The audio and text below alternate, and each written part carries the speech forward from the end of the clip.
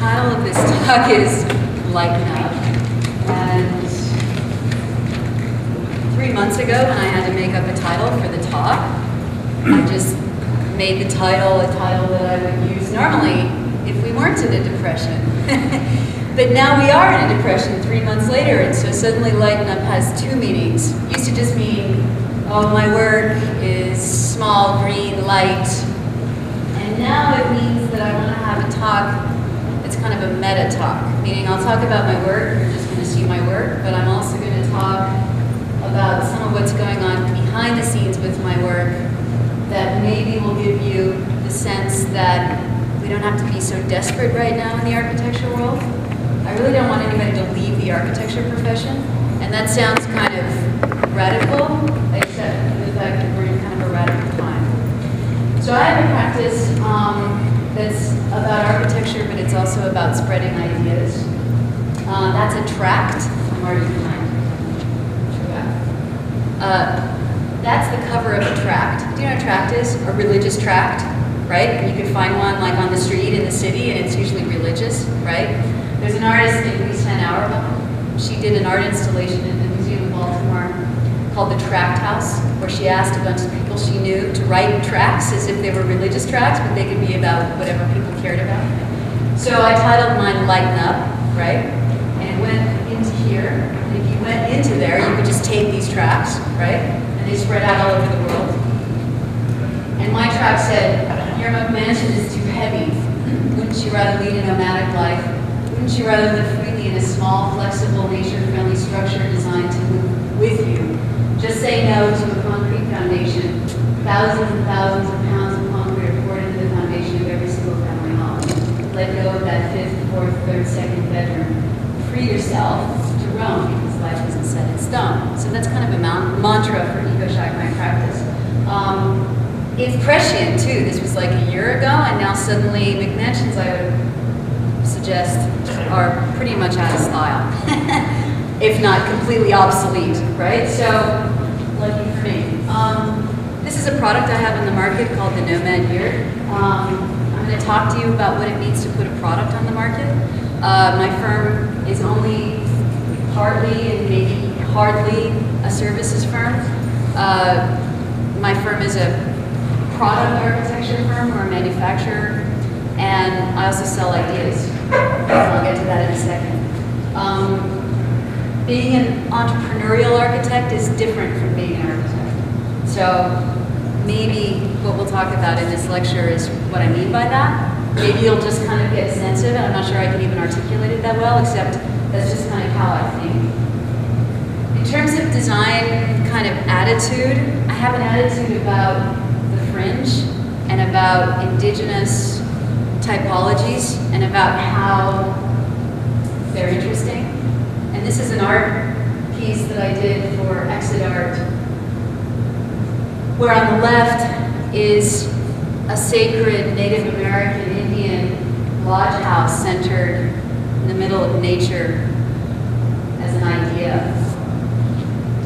And on the right is a single-family suburban home centered in nature in the same way. And the artwork suggests that that's not going to be easy to reconcile, right? We're living in a way now that, you know, isn't going to be easy to reconcile, except there are a lot of good ideas that no one's paying attention to. That's my feeling. And some of them are indigenous, and my work addresses that. I started EcoShack in 2003 as a design lab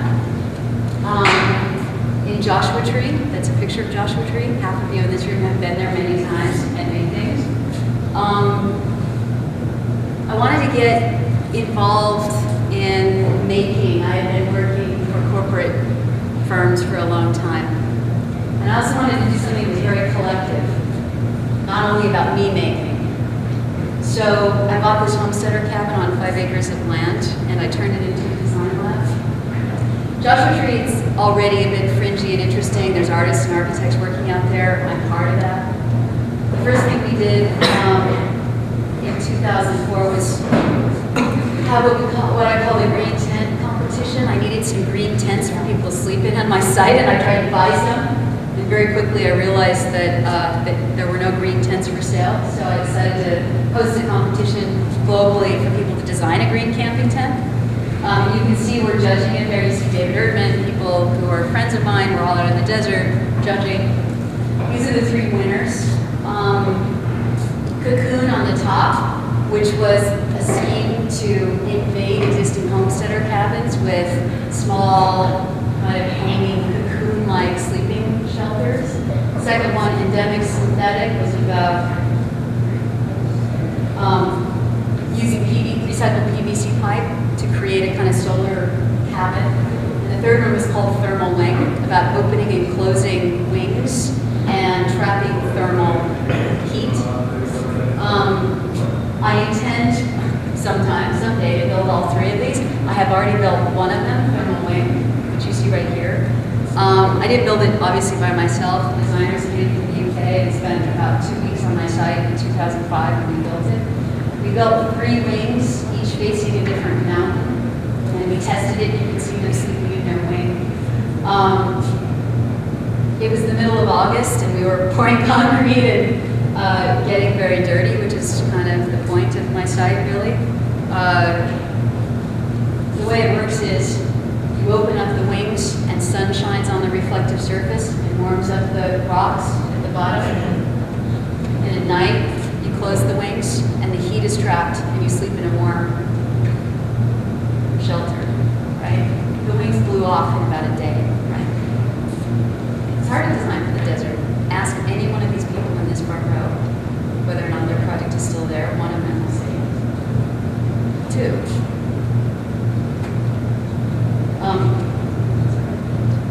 I want to talk about a couple projects that I've done here as an instructor. I'm going to talk about some of the work from our current studio. I also want to talk about Instant City, which was built last fall in the parking lot in the back. The studio is called Instant City, a manufactured kit for a temporary community. And as you'll see about my work, I really like kits. I like things that are unfinished. I like things that are collaborative, that people come together and add to after I've designed, right? So this is a really good example of that. Instant City is not a word I invented. That's an archigram idea that 40 years later I thought could probably still be very relevant. Instant density was really the idea. We built this in the parking lot. It was I'm not saying this because of me. It's so damn successful. I can't tell you how great this is. I was so proud of this thing. I don't know if any of you saw it, but it was a fantastic spectacle, right? And it actually really achieved exactly the goals that we wanted for it.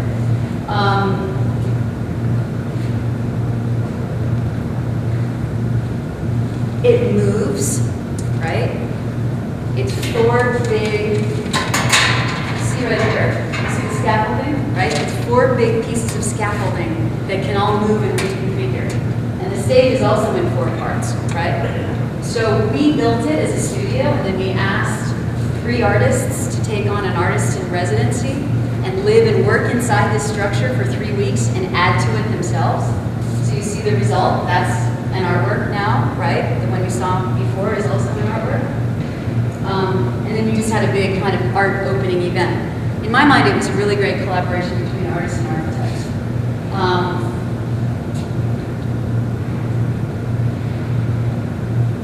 It really photographs well.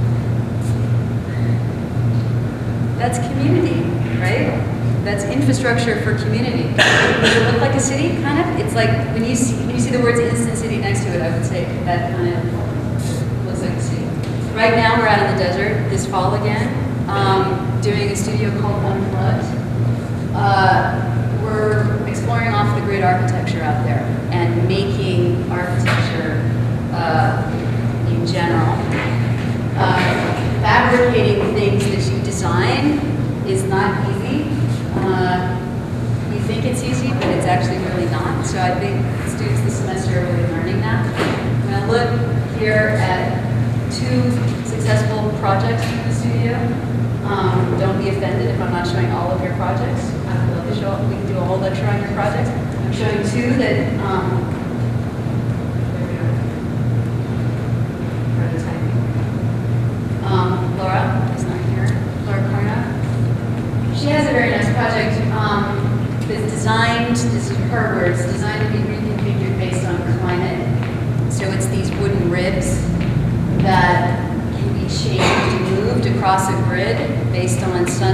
materials and climate, local condition.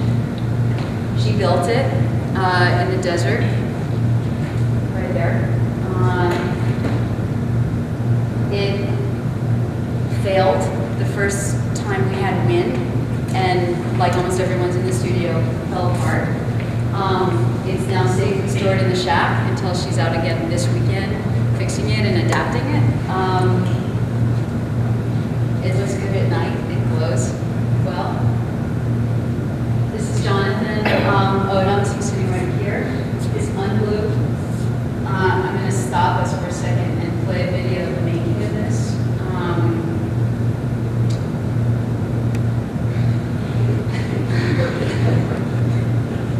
You guys see this video?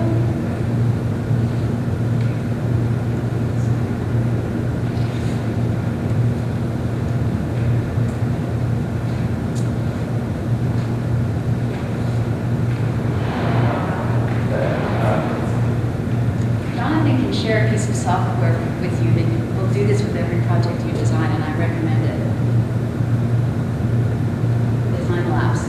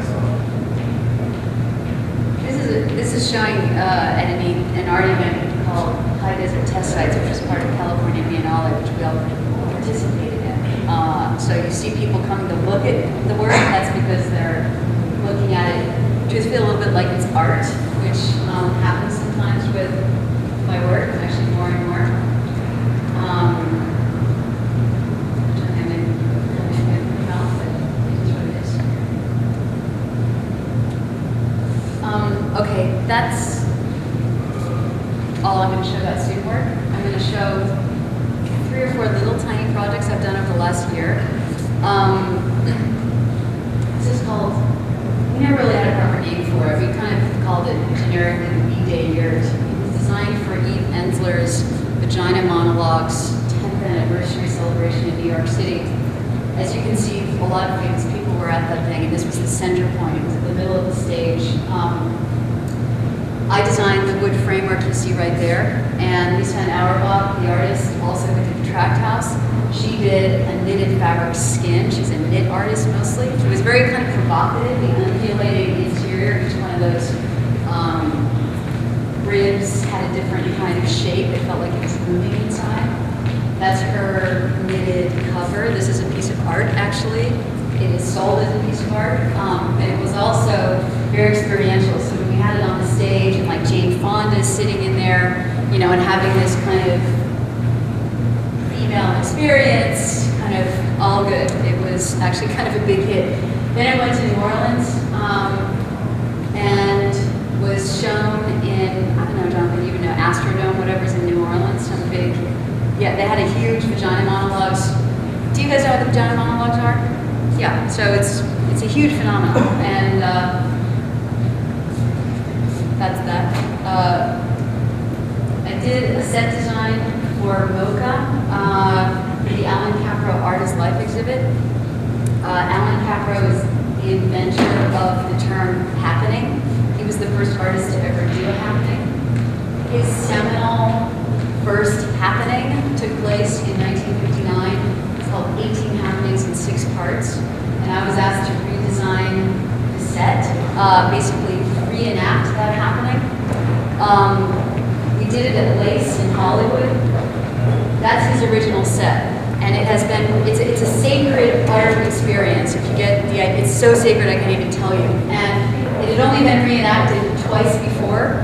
No one has any images of the original happening set except for those two. No one has ever seen it in plan. So, no one has ever seen it in plan. And so everyone who's ever reenacted it always did it as an orthogonal kind of grid-like rectilinear thing. You always have to keep the same materials, right?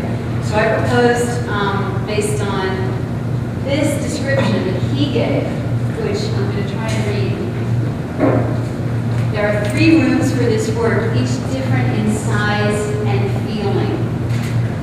The rooms are nearly transparent. No matter where a person is, he's aware of something happening in another room. That's the overall kind of design brief. I took 3 rooms with a different feeling as the idea. And again, always rectilinear, always made out of these little thin 2x2, posts and kind of plastic. Think about this, the happening, right? So MoCA, this is a huge museum and they're reenacting this. It's a big deal. So I proposed this as a set, conceded plan. It was actually incredibly controversial, and the widow of Alan Capro had to come and approve that this was going to be okay, that we would do this set. And it got approval. So you can kind of see 3 rooms, each with a different feeling.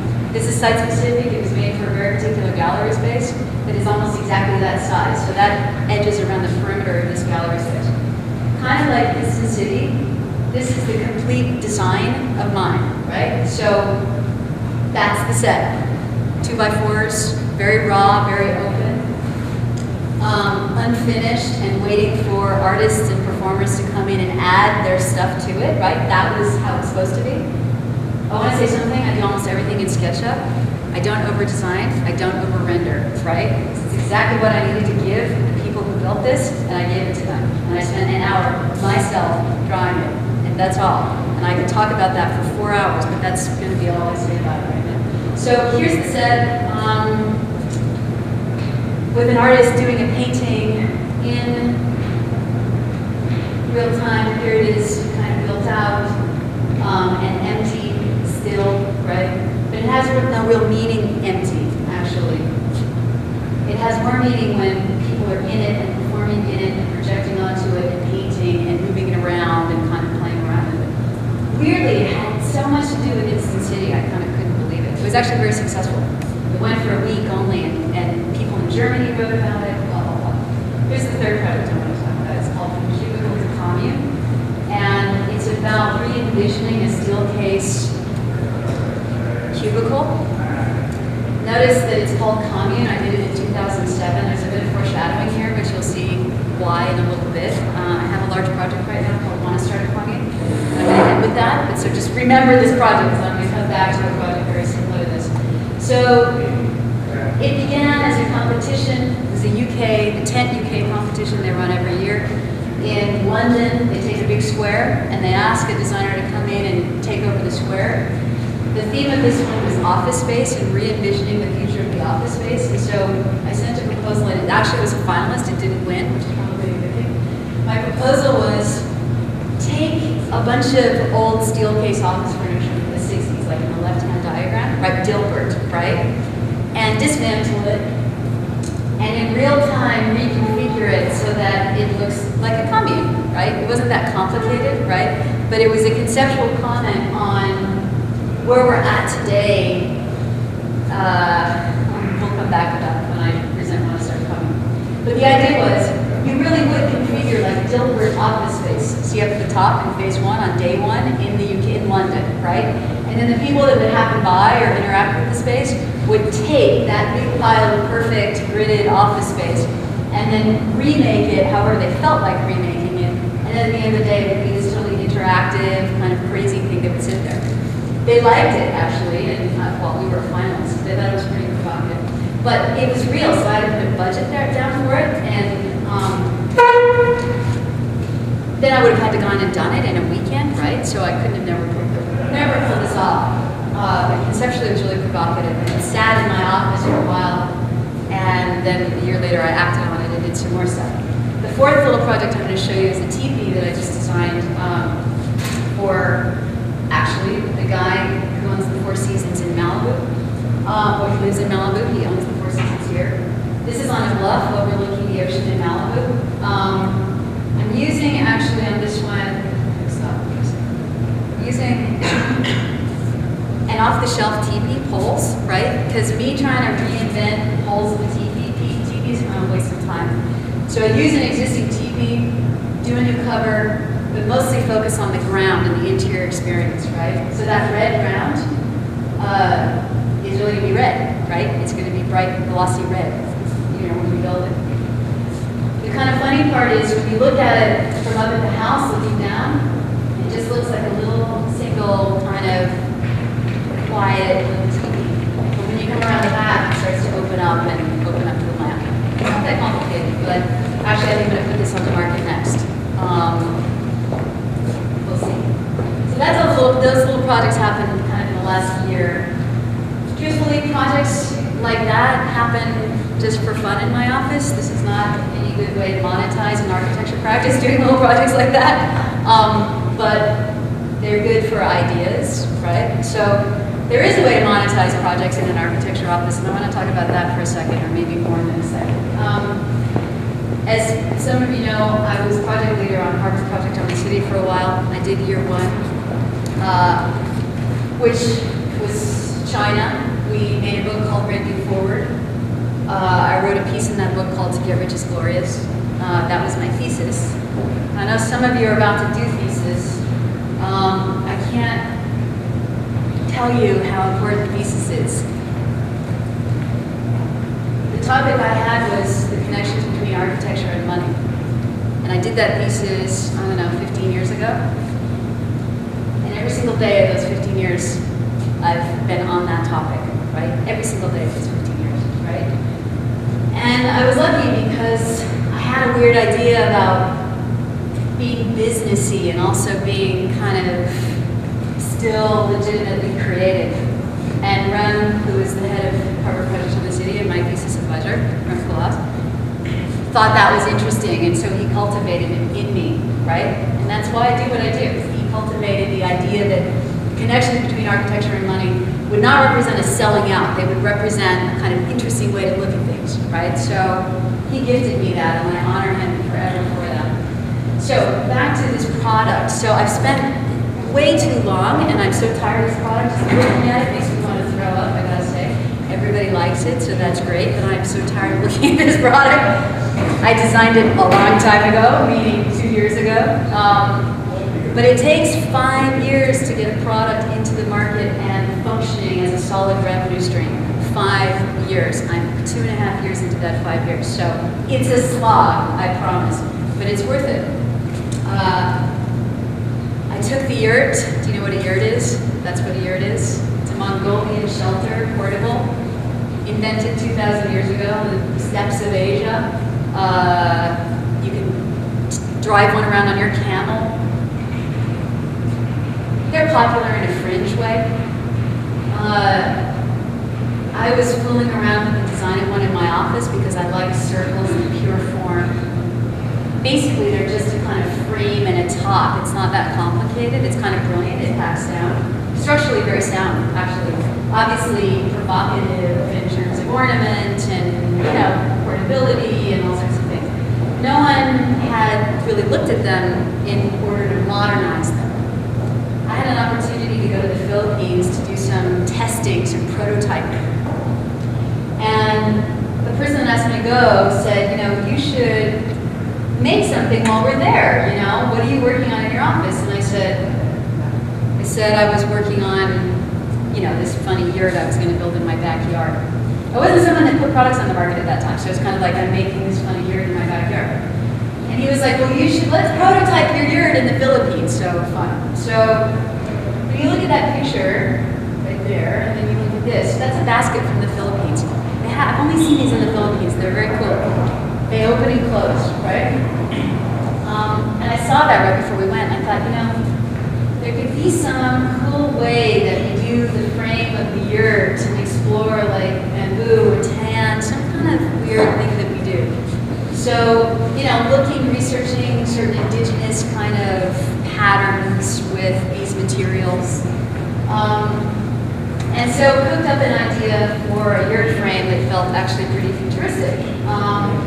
The lower left version is the one that is the yurt now, but it began with a number of different sectional ideas, which I called them just different letters. There was an L, there was an H, there was a C, there was, so on. One is also explore surface, inflatables. We have an early obsession with inflatables in our studio. It's now mostly gone, which is good, but I had that same obsession. Just playing around. This is me not knowing how to make anything at all, right? And not knowing how to put a product on the market at all, but it's kind of nice to see the designs as they began. I went to a place in the Philippines where they make other things. They don't only prototype, but they actually manufacture things that you recognize. You might recognize the carbon chair by movie. I don't know if you're aware of furniture. This is an unbelievably futuristic chair, mostly because it's made out of carbon fiber. And if you've ever picked one up or been around one, it's magical because you pick it up and it weighs like as much as an envelope. I mean, it's astonishing, this thing, right? So it's made out of carbon fiber. We have some awareness of carbon fiber in our school, certainly. The funny thing about it is, before I knew anything about it, I thought, my God, a carbon chair must be manufactured in like Japan, in like white glove situation. It must be the most perfect kind of futuristic product imaginable, iPhone level, right? Well, the reality is, it's made in a funny little sweatshop in the Philippines using, 18th century techniques like big vats of glue and hanging from strings, okay? This is a $1,500 chair. So when I realized that, in fact, making things for production wasn't about spending $60 million and developing something in Japan, but quite the opposite. It's not only about marketing that you can charge $1,500 for a chair like that. So anyway, that was a learning I'm sharing with you. It's really just an aside. So we land in the Philippines and have to go make something. There I am, don't know what I'm doing. So here's this cool frame and let's make something. So we don't even know if the frame is going to kind of stand up or fall down or fold down or what it's going to do. So these fabricators, that's Chris who looks for me. These fabricators,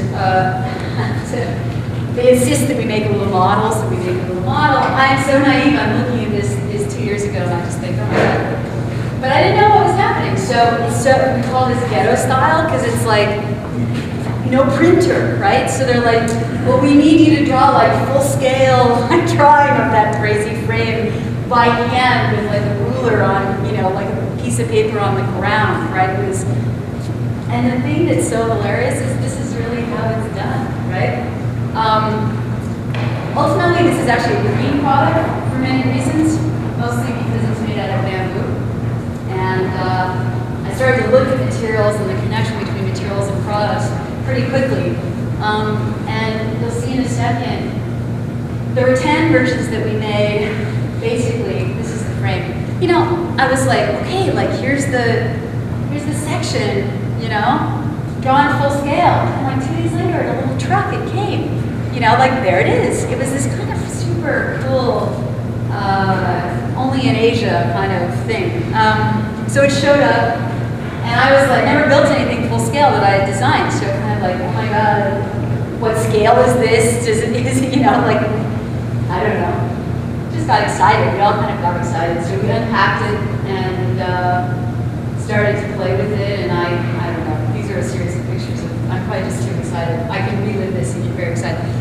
We kind of erected it, and it seemed to make a little bit of sense. In Asia, there's a lot of people who help you. There's 15 people that are just there to kind of carry things and help. So they're doing that, and I'm standing there kind of shocked that I designed something and it just showed up in a truck the next day, right? So it's, getting built, and I'm there alongside some other designers, many of whom were actually much more famous than I was at that time, and they were getting kind of jealous because they're product designers and they have a little chair, and here my thing is suddenly taking up the whole courtyard, and they were kind of wait a second. So So we all kind of decided that that was kind of a cool thing, that thing, and I thought it was kind of cool too, and it seemed to make sense structurally. And so this is like a 2-week trip. So about day 7 of this trip, I kind of was like, you know, well, it wasn't even me. Like at a dinner table, someone said, you should put that, you know, on the market as a product. People would buy that.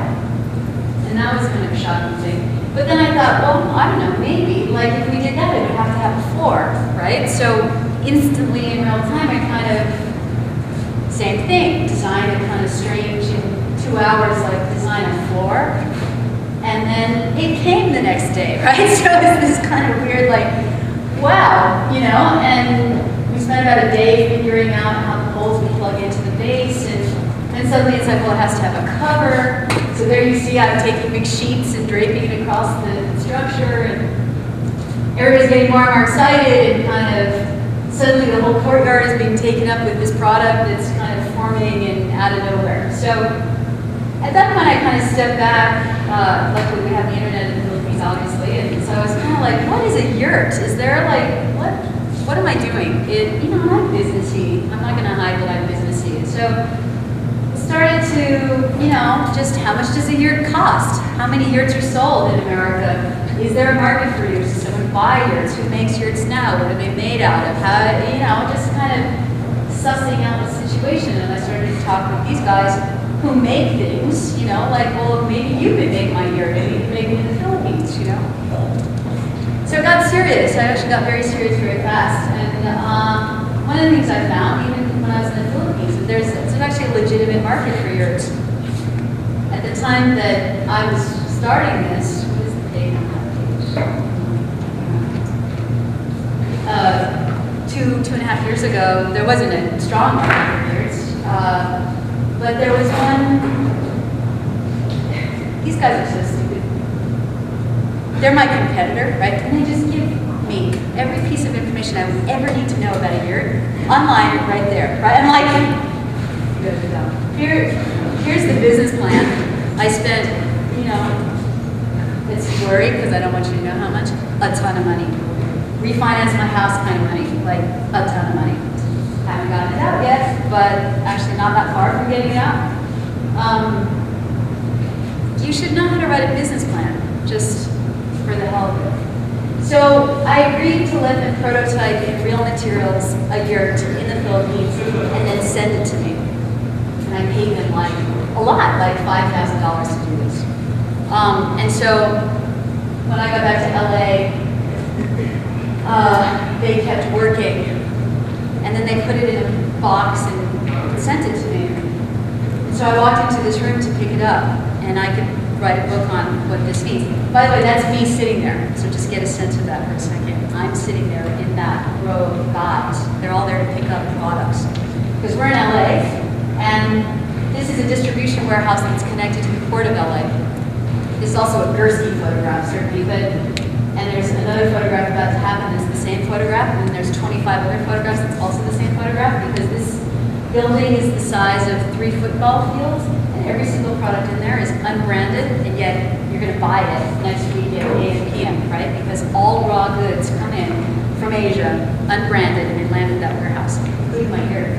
So my yurt was in there somewhere, and I had to kind of find it, and it was this crazy, funny, scary kind of, I guess this means I'm not an architect anymore, but a manufacturer. And what does that mean? And I was just by myself with my little truck, like right there, you know, like with all the, you know, here I am, like major distribution scenario, me with my little yurt and my little truck. And it's still like that, which is what's so funny. You'll see a picture of the boxes there. The yurt actually isn't really that small. And didn't really fit in my truck, but it fit twice in my truck. Anyway, it's better now. I've made about 8 prototypes of my yurt, so my yurt is better than this now. You'll see a picture in a second.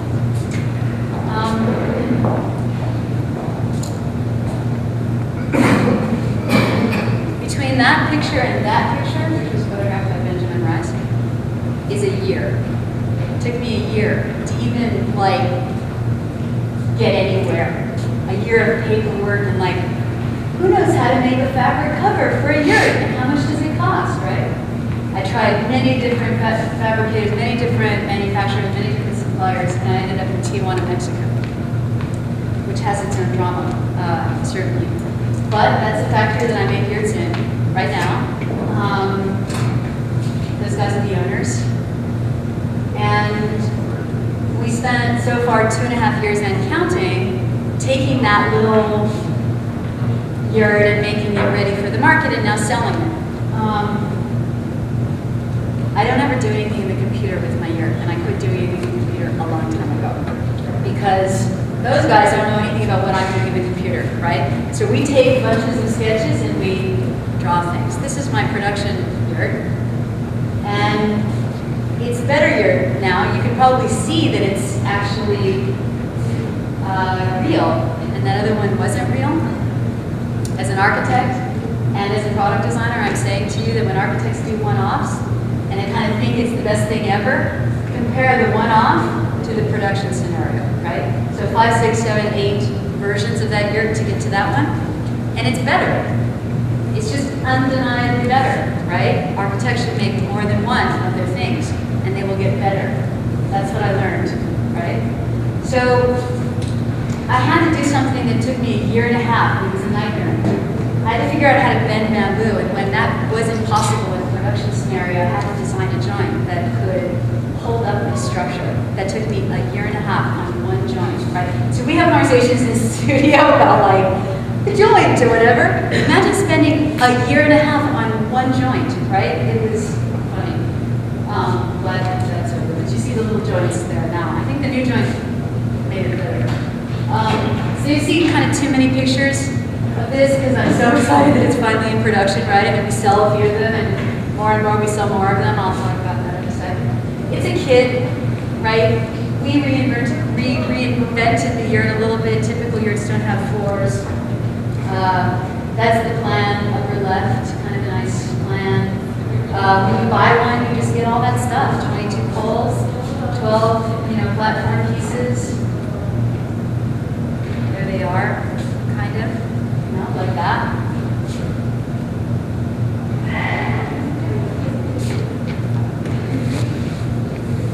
You get a sense of the scale. 12 people can sit in there. These guys have slept in here. Like 6, 7 people can sleep in there. I sell these.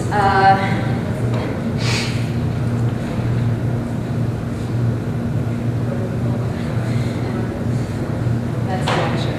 I can't even go there. It's a lecture. I sell it. So you can buy one. The people that typically buy them now are resort hotels and spas. That's a great cash cow revenue stream for me that no one even knows is happening, right? So Rancho La Puerta will go buy 6 of these, do their spa treatments in them.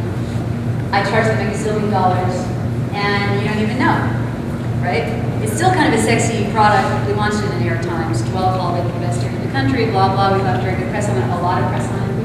There I am at a spa trade show 2 weeks ago in Las Vegas, right? When I say, I sell these, you have no idea. And in fact, I don't even want to tell you about it. It's just too complicated. I developed a new one with a wood frame instead of a full floor. Do you see how that works, right? This one's even more portable, lower price point. And this is the one that I'm using in my Ecovillage. You're going to see the Ecovillage, such as it is. Okay, so done with the yurt. I'm going to talk a little bit about the Ecovillage, which is the topic of our studio. This is my Ecovillage right here. It just got put on hold, as every single service job in my studio got put on hold. The only things that survived the recession in my studio are my yurts and my Want to Start a Commune project. My 2 entrepreneurial projects are the only 2 things that have survived so far. I'm interested in kits.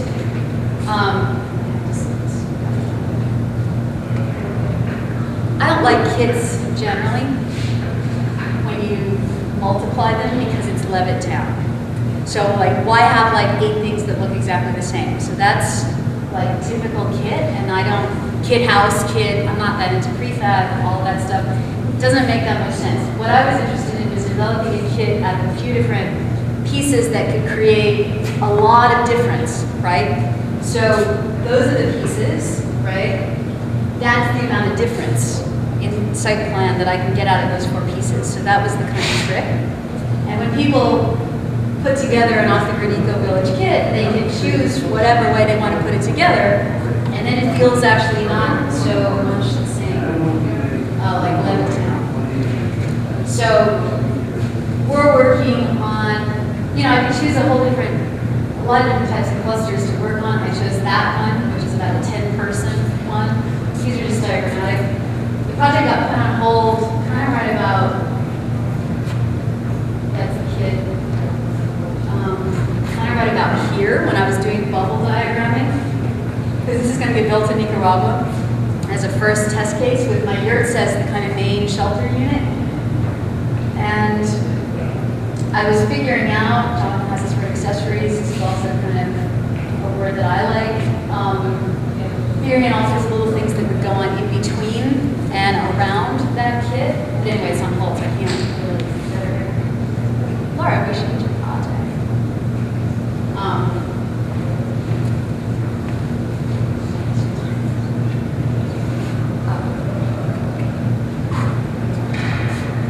This is the last project I'm going to talk about. It's called Want to Start a Commune. And I think it's the next generation of green. And I think the first generation of green was small green structures, like EcoShack. And I think the next generation of green is going to be about resource sharing. I don't think we're going to build that much right now. This is an idea project first. It started as a t-shirt. Levi's just bought this t-shirt for their stores for Christmas. So it's kind of in play, so to speak. They bought the t-shirt before I had a company to wrap around it, but I quickly got a company to wrap around it, so the company is kind of weirdly taking off. Because there's never been a better time to come together, Obama changed everything. This next slide, warning, like rated X, is kind of provocative, but I need to show it anyway, because it's, no, not that one, the one after this one. It's a little provocative in its own way. We used to have this counterculture in the 60s that was a legitimate counterculture. With Obama, I actually think we no longer have a counterculture, we just have a culture. Do you see what I mean by that, right? I think all that folded in. This is the X-rated one, sorry. That's the target audience. Those guys freaked out over the last year, right? They're you, right? And they're going to live in communes in 5 years. That's my prediction. But see, I'm reinventing what we mean by commune. That's the project. That's the opportunity. That's not really what I mean by commune, although that's cool, and I honor that, and I think that's sexy and interesting. But see, that had to go on way far away in New Mexico, right? Ours is going to go on right here and right now. You guys should go look at urban communes, okay? I don't have even time to read this to you. Drop City, First City Commune. Just humor me. Go look at this. It's so cool. These guys were artists from New York. They moved to Colorado. They built this crazy place that you can see a picture of right there. Buckminster Fuller Domes. Buckminster Fuller was involved. This was the first hippie commune, and it was artists and architects. Handmade.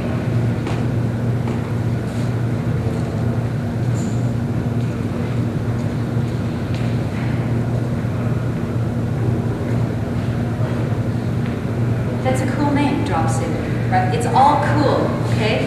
There are 5 more communes like this, just as cool. Nobody knows about them, no one cares. I care because they're interesting, they have meaning. My interest is bring them back, not to copy them, although I'd happily have that in my place in the desert, very happily. Not to copy them, but to understand that the energy and creativity inside early communes got thrown out, baby with the bathwater, when suddenly communes were like cults, right? Which they kind of seem to be now. Not really. Communes are not cults even now. But you kind of receive the impression of communes that there's something wrong. That's not true. projects now underneath the umbrella brand called Want to Start a Commune. The first project is called the Cul-de-sac Commune Project. And the agenda with the Cul-de-sac Commune Project is pretty much exactly like it sounds. We're going to go turn America's cul-de-sacs into communes. It's not that weird. If you look at what the cul-de-sac is, it's kind of already set up to be about resource sharing, right? Because sharing resources is the big idea. What if 5 houses all started to behave more collectively? Not scary, not cold, just like, let's share a compost pile, whatever you cook up. I don't really care what it is. But what if every single one of those cul-de-sacs became communal, and then that idea spread out into the world, okay? There are 3 more ideas that we're pursuing all at once. NPR is doing a story on this project in a couple of weeks. And it's the only thing I work on in my office now. I can't tell you anything else about it because it's like a joke, but I'm under NDA, non-disclosure agreement. It's getting a little serious a little fast, meaning we're going to monetize broadly, quickly, and you'll probably see it happening in the marketplace. Hopefully, fingers crossed. It's weird, and I'm on a little bit of a roller coaster, but such as it is. If we have a little time right now, this is the last slide. We could talk a little bit, but we don't have that much time. Sorry, I wanted to have more time. It's 4 minutes to 2. But I really would like to have you tell me if you think I'm selling out. I don't think I am, but I'm just curious if what people think of some of the agendas I'm pursuing. Or anyway, just feel free to give me some input. I'm basically done, except please ask me some questions. Yes. Sorry, there's 2 of you that raise your hand at the same time. Go ahead. Oh, okay. I did walk in a little late, but I was interested about the tension between, a commune, which is sort of a collective grassroots upwards motion, and the sort of like, I want to start a commune initiative, which is very, and I know maybe you can't talk about it too much. No, I'm happy to talk about it. Don't worry about it. Okay, but which is sort of like, I don't know if I want to say it's top down, but I mean, it seems like you're proposing, is it a kit almost, a sort of like starter guide, or what is it? You want to know the weird thing about, let's say, the cul-de-sac commune as the first idea? I'm not monetizing that idea, meaning buy a t-shirt, please. That would be about as much as I would expect anybody in terms of monetization of that product. It's actually the reason NPR is interested in the cul-de-sac commune project is it seems to be a great Rorschach's test of where we're at in America today around sharing and coming together. And I'm finding as I go out, this is totally just grassroots, go talk to someone who lives on a commune, suggest that they have a potluck with their neighbors and come together and develop ideas for resource sharing, and then go do that. That would just be the process, and I'd be like, here, we can like give you a little pamphlet and tell you how to do it, right? We don't have to be involved, right? Just to get people to do that in this certain audience that we're pursuing first, it's like pulling teeth in a funny way. But see, we're already realizing that we're targeting people who are too old, 40s and 50s, too heavy, right? Can't deal with it, right? 20s, 30s, 40s, instantly, right? So the ones that we're starting to trigger among younger people, cul-de-sacs, instantly get it, want it, right? But to kind of answer your question, it's not top down at all, because I'm designing, the next thing that I'm going to design that I can tell you about is called Furniture for Communes. And I'm going to do a furniture line that is kind of weird and about like collectivity and bringing people together and using furniture to do that, right? And I'm kind of just curious if some of these could get going finally, to just see how people do it naturally, and then I'm just going to watch. It's really only just me watching. It's press friendly, that idea. It's nice, it's a good name. Yeah. Press friendly, it's provocative. Yeah. So it serves me well as a kind of kickoff project, right, to get the big idea across. I'm interested in people starting communes where they are, right? Just, SCI-Arc is a commune, don't kid me about it. It's a commune, you guys share stuff. If you started to formalize that in ways, although you do a bit already, but if you started to really say, we have a whole strategy for sharing resources that is conscious, it is structured, right? And it has meaning and has accountability, there'd be no way that's not a good thing. So that's really all that project is saying. In fact, that's all we're saying with this overall brand is be here now and start a commune. You don't need to move to New Mexico. Yeah. So that's the broad premise of the brand. It's kind of a nice idea too, because it seems like so much often you approach things from like we have to raise and rebuild type mentality, and this is sort of like, especially looking for how to move forward in a time when there's not much money. I don't feel the need to build. Yeah. We're gonna need to it's not a hard work time, my friends. We are in the 21st century. We're an architecture school. I recognize that. You know what? You got to get over the big building idea. It's not our idea. There are other ideas. Like let's explore the other ideas. It's not going to be big, massive, buildings. Nice to me. That's what I'd rather have said, but it's not going to be like that. Other questions? I was just going to ask if you had looked at the co-housing structures in other countries, like particularly in Portland, Oregon. I'm from Portland, Oregon. They do a tremendous amount of that kind of stuff already. I'm very pro all that. How do you see that as really different from a commune? Like in your... We don't have to be different. I see it as being very in tune. I'm thrilled that those places exist, right? It's not, as a designer, I'm not rushing out to design co-housing units, as other people should, and what I want to make sure the brand doesn't do is insist that something has to get built in order for this to work, right? I'm not coming at this as much as I'm an entrepreneur more than an architect on this one, although we will have things that are architectural, we have things that are products, we'll monetize this in a whole host of ways. But it's not an agenda around building, right? And so I support those little agendas like 1,000%. I don't feel bad about it. I don't feel I need to compete with that in a good sense, right? Yeah. I just it's like you're showing the module for basically the organization of just different communes where you kind of made these 3 modular pieces. That way you can create a lot of different. That's my Ecovillage, that one. Yeah. You were saying you were going to use your Yurts in there. My Yurt. Yeah, our Yurt is the shelter unit in that project. Yeah. Okay. With that, and you were saying you were trying to get away from the idea of Lighten, but is that you're so right. Every single one of my Yurts. I think you're right. Kind of like putting them in different relationships. It only works in plan. Right. It'll work if I do a lot of sectional variation. It'll work a little bit better. It'll work if I adapt the covers. It'll work if I develop 1 or 2 other shelter units, which I'd love to do. All of which are complicated and cost money. So first step, you're right, good call. Good to call me on it because I avoid looking at the elevations of that project because it's like, it's gonna be like 20 little white bubbles and it's gonna just be too bad because I already know that's an astute comment. Even then, if you look at like the modern day kind of like golf course Levittown's, like nicer homes now, you can buy these and there's like 15 variations. Yeah. And you get to look at the catalog. Yeah. And there may be 15 different homes, but really they're just changing like. I totally agree. Well, and how can you one could frame out the problem that you can have both difference and kit at the same time because you're never going to really solve that problem, right? But you can kind of say, here are the ways that we're doing this, right?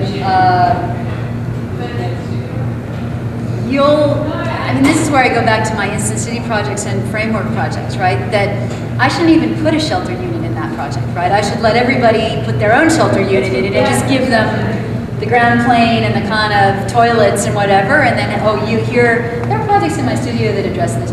Here, you go hand make or just do some weird thing yourself with the shelter unit, and I'll give you the rest of the world. That might be a good idea. I went to a talk with Wolf Briggs a couple weeks ago. Yeah. High school. And he was talking about really like the major role of the architect, especially in designing this school in this case because of security reasons in the United States, but it's that the architect is there to basically impose doors and boundaries. Yeah. And so are you saying you're approaching this more as an entrepreneur than an architect? Or can those kind of be intertwined because what you're doing is imposing kind of boundaries and then letting, like in the communal sense, if this is really going to be a commune, then everyone involved has to activate in the creative process of it. I 1000% agree. So it's like you're in position of boundaries that really. Or frameworks. Boundaries even has a bad connotation. I would say, framework or kind of loose frame out of a kind of opportunity that then people can fill in the blanks in their own ways. We'll see how long this lasts, if this lasts my whole career, but at the moment I have no ego around anything. I'm like anti-star architect, anti-Howard work. Actually, I like giving everything away. I like half-finishing things. Everybody still knows it's me anyway. It's not like, but it's actually not a bad thing to be very, very, very under-controlling rather than over-controlling, right? Because the stuff is just out there. Believe me, I don't sleep at night. Instant City or a lot of them, like the Capro set, all of that. When I saw for the first time what they did to it, I was like, oh, I hate this. Like if you see on my products, right? My products are very perfect. Just for myself, I think that, right? 7 prototypes, a perfectly white cover, exactly the shape I want, right? I'm a control freak about a product I'm going to put on the market, right? But if I'm going to let loose a kind of framework, then I have to live with what weird people do to it. And it's like, it took me a long time to get used to it. I'm still not used to it. But that's just, it's fine. So I have my own ego, but that's in the products. That's why they get launched in the New York Times, because I have to be obsessive about products. They have to be obsessively good design and be very, very functional. But that takes a half an hour to put up and take down. Okay, so that's a complex shape that has a tremendous amount of usability that I don't even talk about. It's not even that relevant maybe to this context. But so a little bit product versus architect for me, a little bit, it depends on where I'm at. But in general, I'm very willing to be egoless, certainly in the commune projects. Yeah. I'm intrigued by your statement earlier about your thesis that became just a project in the city, and you were studying with one of the big idea people Yes. of our time. Yes. And I was wondering how that your thesis having to do with architecture and money kind of ties into your interest now in kind of communes and Yeah, like how could that be? small I know. pieces and But it was never about making money, right? So I need to really be clear about this. It's never about when I'm trying to make money. I'm bad about that, right? I'm bad about hoarding money. If I ever make money, I just use it to go do some other weird thing off in the corner, right? So it's never about making money. It's about understanding that there is inherently a connection between architecture and money. And architects don't really want to think about that, or at least they don't consider that the opportunity of an architect to understand and then manipulate that relationship between architecture and money.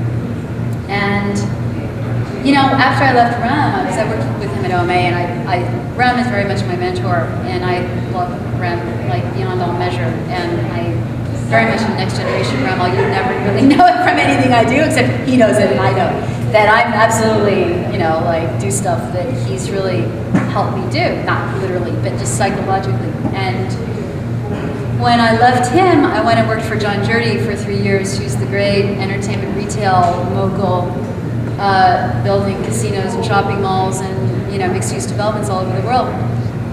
And when I left REM, he said, which I am still angry to this day that he said this, "You're going to go to the other side and you're never going to come back."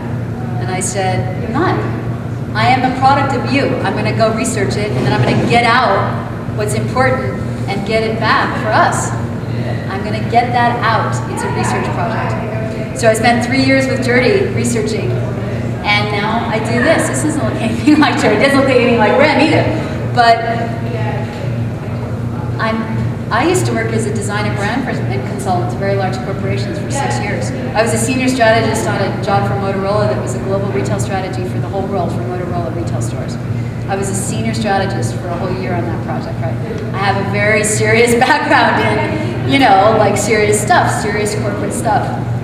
Again, you probably wouldn't know that, because I'm just taking all that stuff and using it to different ends, right? And so it's not about making money. It's not about making money. And the architecture and money is about it's about developing a comfort level with the fact they're connected. right? Not a kind of panic about it, right? But a kind of like interest in it, right? And I have my way of exploring that in my career, but I've never not explored versions of that, right? It's just what happened. And this is a variation on it. Yeah, it is, most definitely. Yeah, Rem will probably freak out. I don't know, I can imagine what. Well, Rem's a Marxist, Rem's a communist, he'll probably love it. He is, I'm not even saying anything new, he's totally a communist.